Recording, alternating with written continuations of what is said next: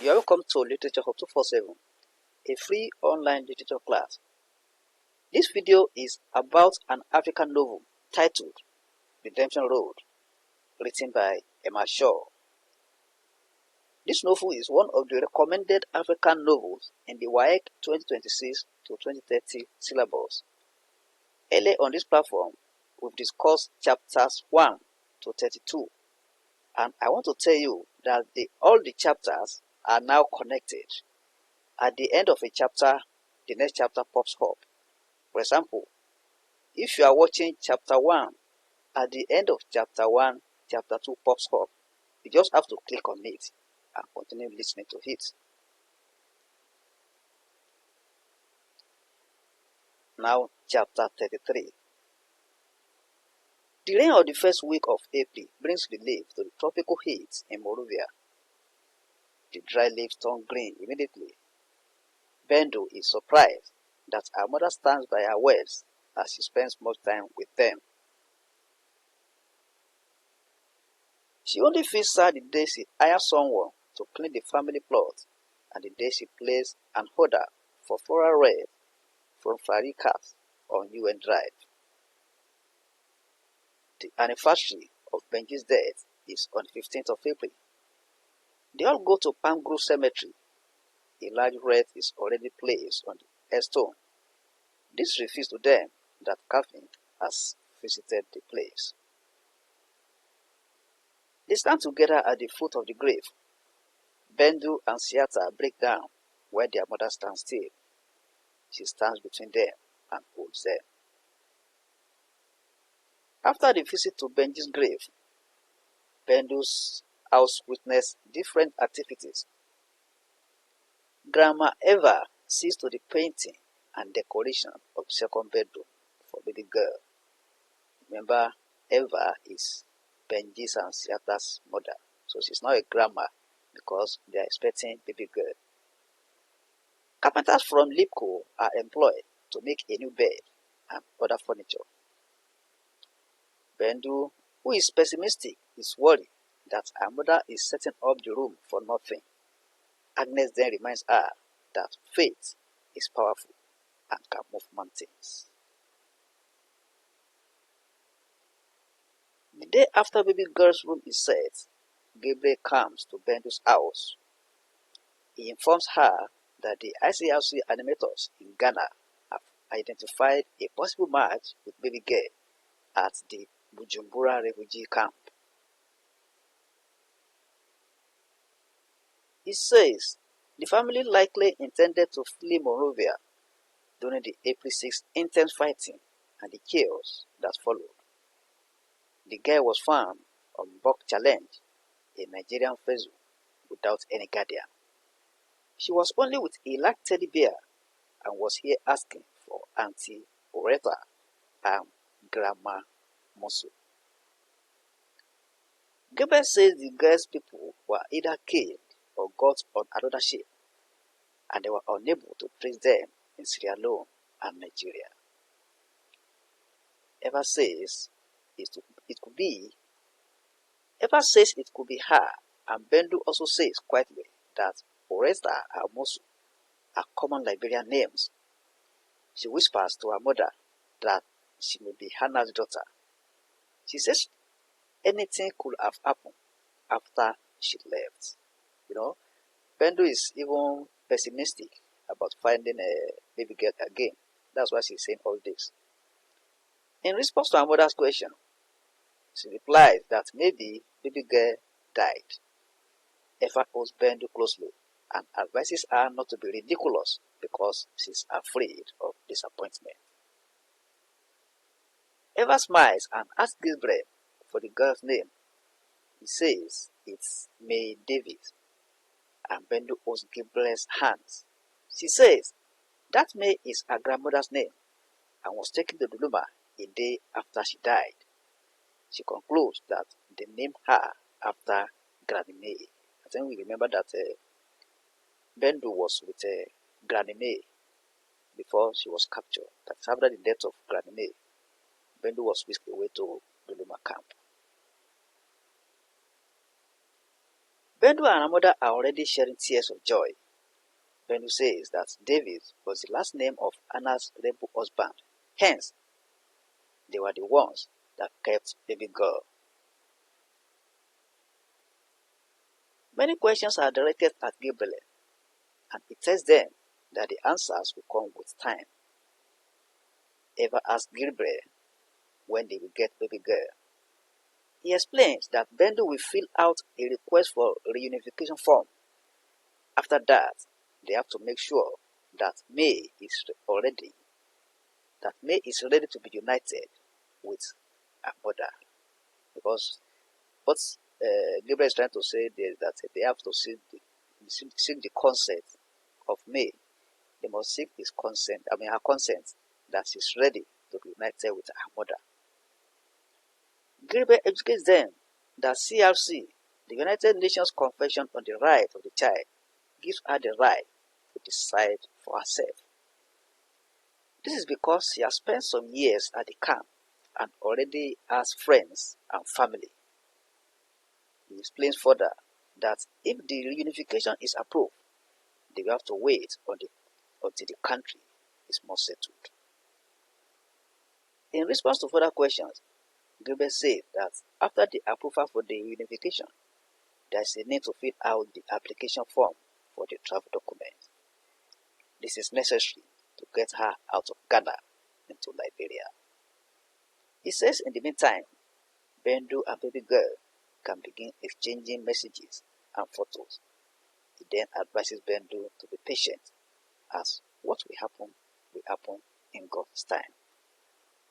That's chapter 33. Now, chapter 34 of Redemption Road. Bendu gets out of the car and walks as fast as possible across to her office building. She doesn't want to be soaked by September morning rain. She sees school children hurrying up to their schools. At Peace in Practice, 2 new groups are ready to begin the Peace Education and Vocational Training Program at EIP. Tene, who now stays with Agnes, is now a full-time peer counselor. Bendu sees Agnes as a saint and a selfless person. She believes that God will provide for her increasing household. Bendu is the first person to arrive at the office. She wants to be prepared very well so that she will start at a solid place with the new participant. She sits at her desk and brings out a pen and a writing pad. She wants to write to the person who had caused her the most pain during the war. Bendu views this as a negative exercise and then decides to write it and share it with Agnes. She starts with Benji and Granny May. She tells them that she feels their spirits any moment she needs them most. She says Jonah opened her eyes and nobody can take his place. He made her what she was because he loved her. You remember Jonah?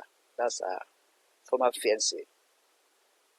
He writes Commander Cobra that he and the Civil War changed her life forever, as she didn't know who she was or who she could become. Didn't know who she was and who she become. So they also have an impact on his life, whether negative or positive. That's what he's saying here. She didn't die and is now stronger. Many things happened in the past months. Catherine returned from Sierra Leone because of a story from Freetown that touched his heart.